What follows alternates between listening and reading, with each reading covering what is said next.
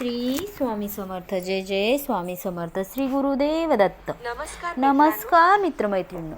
Shri Swami Samarth wow सीमा या YouTube चॅनलमध्ये तुमच्या सर्वांचे हार्दिक स्वागत आहे. मैत्रिणींनो, आजच्या व्हिडिओमध्ये आपण जाणून घेणार आहोत की जी चांगली लोक असतात त्यांचा मृत्यू लवकर का होतो. मनुष्याचा जन्म होण्यापूर्वीच त्या कोणत्या 5 गोष्टी आहेत ज्या त्यांच्या भाग्यात लिहिलेल्या असतात आणि नंतर ते भाग्य कोणीही बदलू शकत नाही. स्वतः देवसुद्धा हे भाग्य बदलू शकत नाही. त्यापूर्वी मित्रमैत्रिणींनो, माझी तुम्हा सर्वांना एक नम्र विनंती आहे. तुम्ही जर अजूनही आपल्या वाव सीमा या यूट्यूब चॅनलला सबस्क्राईब केलं नसेल तर आत्ताच सबस्क्राईब करा, कारण असेच माहितीपूर्ण व्हिडिओ आम्ही वाव सीमा या यूट्यूब चॅनलवर रोजच्या रोज तुमच्यासाठी घेऊन येत असतो. त्याचबरोबर कमेंटमध्ये श्री स्वामी समर्थ ओम नमो नारायणे टाईप करायला बिलकुल विसरू नका. चला तर व्हिडिओला सुरुवात करूया. मैत्रिणींनो, पूर्वीचे लोक त्यांचं पूर्ण आयुष्य म्हणजेच मानवाचं निर्धारित केलेलं जितकं वय आहे तेवढं पूर्ण जगायचे. म्हणजेच पूर्वी लोक 100 वर्ष किंवा त्यापेक्षाही अधिक वर्ष जीवन जगायचे. परंतु आता परिस्थिती बदलली आहे. आता लोक 70, 80 किंवा त्यापेक्षाही कमी आयुष्य जगतात आणि हे सुद्धा आपण पाहिले असेल की जे लोक चांगले असतात त्यांचा मृत्यू लवकर होतो. मैत्रिणींनो, तुम्ही इतकं लोकांकडून किंवा तुमच्या कुटुंबातील वडीलधाऱ्या माणसांकडून हे ऐकलं असेलच की चांगल्या माणसांना देव त्याच्याजवळ लवकर बोलावून घेतो. मैत्रिणींनो, परंतु तुम्हाला हे माहिती आहे का की असं का घडत असतं? शेवटी यामागचं कारण काय आहे? चांगली लोक वाईट लोकांच्या तुलनेत कमी आयुष्य का जगतात? तर मैत्रिणींनो, आपण हा मुद्दा चांगल्या प्रकारे समजून घेऊया.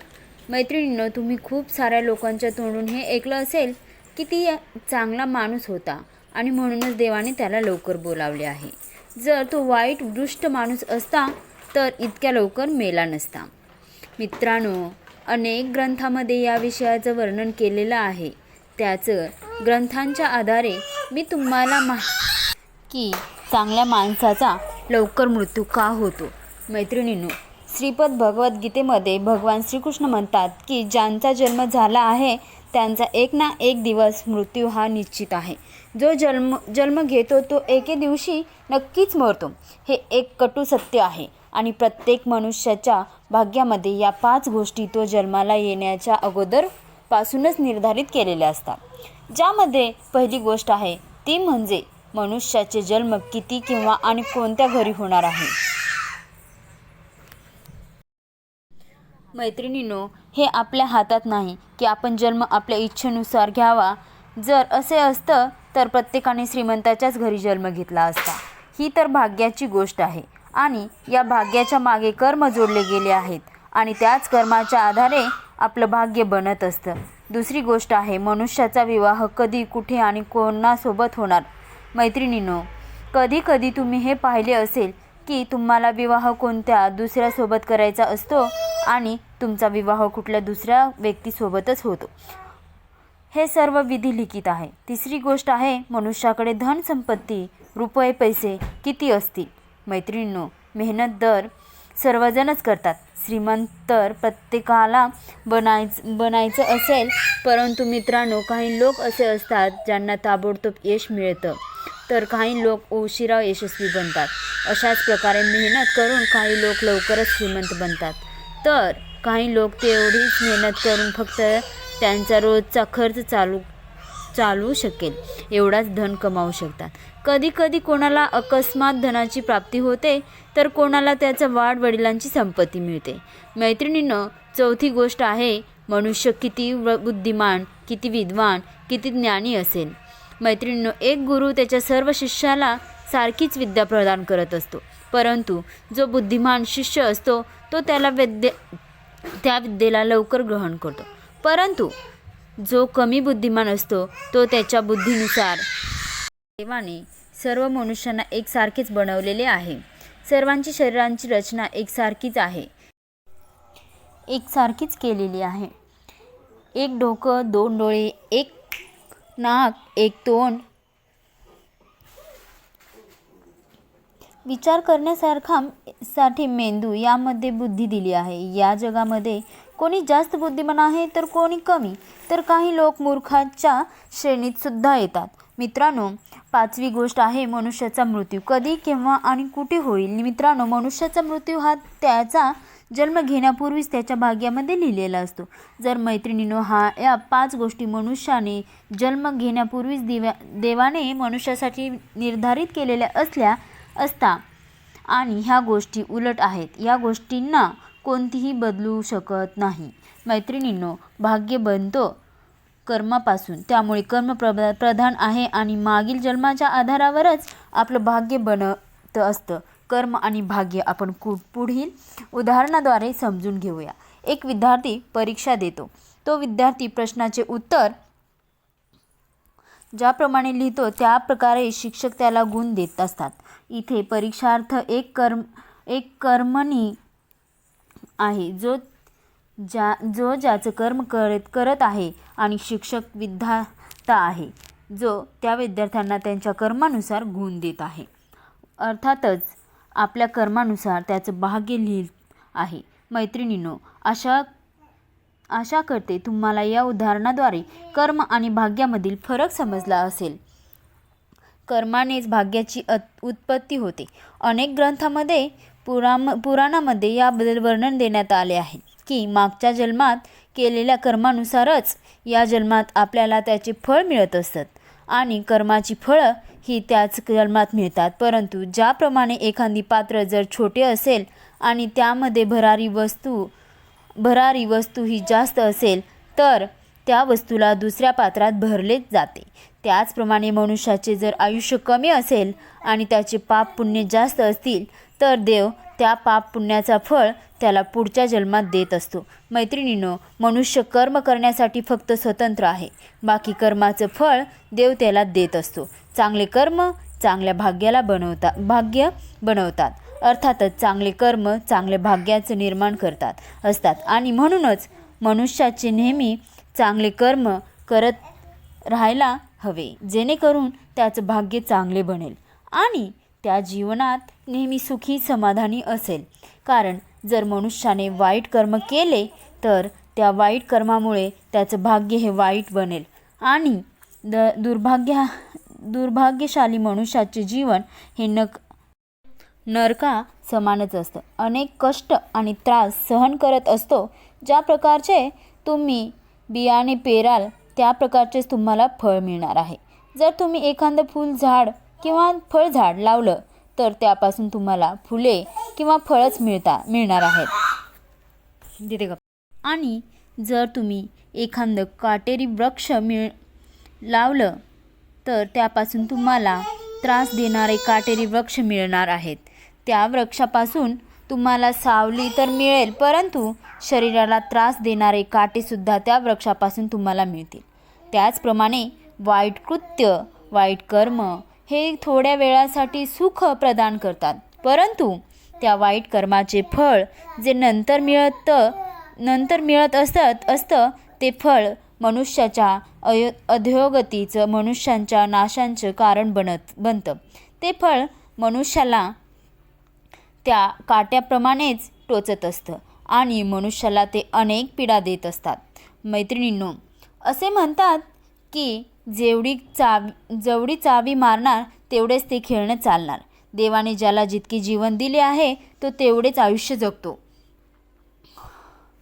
जो जितक्या दिवसासाठी आला आहे तो या पृथ्वीवर तेवढाच दिवसासाठी राहतो.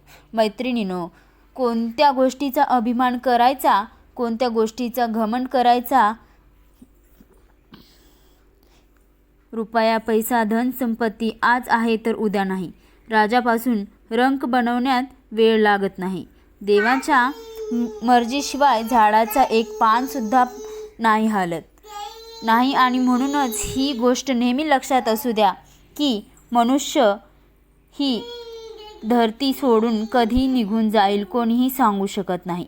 त्यामुळे मनुष्य जेव्हा पर्यंत पृथ्वीवर आहे त्याने देवाची भक्ती करत राहायला हवी. चांगले कर्म करायला पाहिजे. परोपकार दानधर्म करत राहायला पाहिजे, ज्यामुळे मनुष्याचे कल्याण होतं. चला तर आता हे सुद्धा जाणून घेऊया की चांगल्या लोकांना मृत्यू लवकर का येतो. मैत्रिणींनो, कुठल्याही चांगल्या व्यक्तीला देव कुठल्या तरी चांगल्या हेतूने ह्या पृथ्वीवर पाठवत असतो आणि जेव्हा त्या व्यक्तीचा उद्देश पूर्ण होतो तेव्हा देव त्याला पुन्हा त्याच्याजवळ बोलावून घेतो, कारण तो व्यक्ती देवाच्या हृदयात देवाच्या जवळ असतो. तुम्ही हे सुद्धा म्हणू शकता की तो व्यक्ती देवाचा प्रिय असतो. देवाला हे मुळीच वाटत नाही की त्याचा प्रिय व्यक्ती या मायानगरीत राहून एखादं पाप करावं, ज्यामुळे त्या पापाची शिक्षा त्याला भोगावी लागेल. एकंदरीत म्हणायचं झालं तर चांगल्या लोकांना मृत्यू त्याच्या चांगल्या कर्मामुळेच लवकर होत असतो. मैत्रिणींनो, कधी तुम्ही हे ऐकलं असेल की एखादा असा व्यक्ती आहे ज्याला कधीच कुठलाही आजार नव्हता, कुठलाही त्रास नव्हता, तो त्याच्या आयुष्यात खूप सुखी होता. त्याने रात्री आनंदाने भोजन केले आणि भोजन ग्रहण करून रात्री तो झोपला आणि सकाळी तो उठलाच नाही, तो झोपूनच राहिला. अर्थातच कुठल्याही आजाराशिवाय कुठल्याही त्रासाशिवाय त्याचा मृत्यू झाला. मग अशा वेळी लोक म्हणतात की किती पुण्यवान व्यक्ती होता ज्याला देवाने एवढे सुख मृत्यू दिलं, एवढं सोपं मृत्यू दिलं, त्याला कोणताही त्रास झाला नाही, कोणताही त्रास किंवा कोणताही कष्ट दिला नाही. मैत्रिणींनो, पुराणामध्ये असं सांगण्यात आलं आहे की मृत्यूच्या वेळी मनुष्याला जी पीडा होत असते ती एकदाच 100 विंचू चावल्याने जेवढी होत असते त्यापेक्षाही अधिक होते आणि इतकं त्रास सहन करून मनुष्याला मृत्यू होत असतो. मैत्रिणींनो, या कलियुगामध्ये सर्वात काही विपरीत होतं आहे, म्हणजे सर्व काही उलट होत असतं. दाता गरीब असतो, म्हणजे तो दानधर्म करणारा आहे, तो गरीब असतो, आणि जो लोभी आहे तो धानिक असतो, जो पापी आहे तो निर्दयी असतो. अर्थातच पापी व्यक्तीचं आयुष्य जास्त असेल आणि जे सत्पुरुष आहेत, जे चांगले मनुष्य आहेत, ते अल्पायू असतील. अर्थातच चांगली लोक कमी आयु जगतील. मैत्रिणींनो, कलियुगाचे हे सर्व लक्षण सांगण्यात आले आहेत. मैत्रिणींनो, जे लोक असे म्हणतात की मनुष्य मेल्यावर रिकाम्या हाताने जातो, तर हे सत्य नाही. मनुष्य मेल्यावर त्याच्यासोबत ह्या 3 गोष्टी घेऊन जातो. पहिली गोष्ट आहे मनुष्याचे कर्म, दुसरी आहे त्याची स्मृती आणि तिसरी आहे जागृती. या 3 गोष्टी मनुष्य मेल्यानंतर सुद्धा त्याच्यासोबत घेऊन जातो. एखाद्या चांगला मनुष्य मेल्यानंतर आपण असे नेहमी म्हणतो की हा तर खूप चांगला मनुष्य होता, याने कधीच कोणाला त्रास दिला नाही, कधीच कोणाला फसवलं नाही, तरीसुद्धा देवाने त्या मनुष्याला लवकर बोलावून घेतले आहे. परंतु मैत्रिणींनो, तुम्ही कथामध्ये ऐकलं असेलच की जेव्हा ऋषीमुनी कुठल्या देवावर किंवा अप्सरावर क्रोधित व्हायचे तेव्हा त्यांना या पृथ्वीवर जन्म घेण्याचा श्राप द्यायचे, आणि ज्याला कोणाला हा श्राप मिळाला तो भीतीने थरथरायचा. जो तो कोणी असेल तो ऋषीमुनींची क्षमा मागायचा, त्यांची विनंती करायचा की हे महात्मा, मला एकदा मोठा श्राप देऊ नका, इतका मोठा श्राप देऊ नका, मला इतका कठीण दंड देऊ नका. मैत्रिणींनो, हे मृत्यूलोक यापूर्वी ब्रह्मांडात सर्वात चांगली जागा नाही किंवा सर्वात वाईटही जागा नाही. हे मृत्यूलोक अशी भयानक जागा आहे जिथे दंड भोगण्यासाठी देवाने किंवा अप्सरांना पाठवले जात होते. मैत्रिणींनो, हा मृत्यूलोकात असे प्राणी जन्म घेऊन ज्याचे कर्मफळ भोगत असतात आणि पुढच्या जन्मासाठी पुन्हा नवीन कर्म करत असतात, ज्यामुळे फळ त्यांना यमलोकात आणि पुढच्या जन्मात मिळत असतात. मैत्रिणींनो, सर्व प्राण्यांमध्ये मनुष्याच्या शरीराला श्रेष्ठ मानले गेले आहे, कारण मनुष्याच्या शरीराला मोक्षाचे द्वार म्हटले गेले आहे. पूर्वसृष्टीमध्ये मनुष्याचा शरीर एक असं शरीर आहे ज्याद्वारे मोक्ष प्राप्ती केली जाऊ शकते. आणि मैत्रिणींनो, मोक्षाची प्राप्ती अशी होणार तर मोक्ष प्राप्त करण्यासाठी तुम्हाला या जगात पालन करता ज्याचा कधीच अंत नाही, ज्यामध्ये हा पूर्ण ब्रह्मांड सामावलेला आहे, अशा श्रीहरी विष्णूंची भक्ती करून आपण मोक्षप्राप्ती करू शकतो. ज्याचा नामस्मरण करून भजन कीर्तन करून आपण मोक्षाची प्राप्ती करू शकतो. भगवान विष्णू हे खूपच कृपाळू आहेत. ज्यांच्या शरणात जो कोणीही जातो तोही या जन्ममृत्यूच्या चक्रामधून मुक्त होतो आणि अशा मनुष्याला या पृथ्वीवर पुन्हा जन्म घ्यावा लागत नाही. त्यामुळे जर मनुष्याला मोक्षाची प्राप्ती करायची असेल तर देवाची भक्ती करून दानधर्म करून पुण्य प्राप्त करून मोक्ष प्राप्त केलं जाऊ शकतं. नाहीतर मनुष्याला पुन्हा पुन्हा जन्म घ्यावा लागेल. 84 लक्ष योनीमधून सारखा प्रवास करावा लागेल. पुन्हा जन्म घ्यावा लागेल. पुन्हा त्याचा मृत्यू होईल. पुन्हा त्याला जन्म घ्यावा लागेल. पुन्हा त्याचा मृत्यू होईल. असं चक्र कायमस्वरूपी चालू राहणार. जन्माला आल्यावर त्याच्या कर्माची फळं त्याला भोगावी लागणार. अनेक त्रास संकट त्याला सहन करावी लागणार. मैत्रिणींनो, हे पृथ्वीलोक कर्मभूमी आहे. प्रत्येकाच्या कर्मानुसार त्याला पुढचा प्रवास करायचा असतो. मैत्रिणींनो, आपण जेव्हा या पृथ्वीलोकावर जन्म घेतो तेव्हा या पृथ्वीलोकावरची माया आपल्याला तिच्याकडे आकर्षित करून घेते आणि आपल्या जगावर येथील माणसावर प्रेम करू आणि आपण या जगावर येथील माणसावर प्रेम करू लागतो. जेव्हा कधी आपला माणूस आपल्याला सोडून निघून जातो तेव्हा आपल्याला खूप दुःख होतं. परंतु गरुड पुराणात वर्णन मिळतो की ज्याचा मृत्यू होतो त्याचा आत्मा मृत शरीराला सोडून यमलोकात पोहोचतो. परंतु जे पुण्यात्मा असतात त्यांच्यासाठी देवदूत येतात. परंतु जर कोणी पापी मनुष्य असेल, त्याने पृथ्वीवर खूपच पाप केले आहेत, त्याने अन्य लोकांना खूप सतावले असेल तर पुढच्या जन्मात त्याला जास्त आयुष्य दिले जाते, कारण जेणेकरून तो त्याचे पापाचे फळ त्याच्या पूर्ण आयुष्यात भोगू शकेल. मैत्रिणींनो, खूप सारी अशी लोक असतात ज्यांच्या आयुष्यापेक्षा जास्त आयुष्य जगतात, ज्यांना शरीर पूर्ण झुकून जातं. शरीरात मध्यभक्त हाडांचा सापळा दिसू शकतो. घरातील माणसे सुद्धा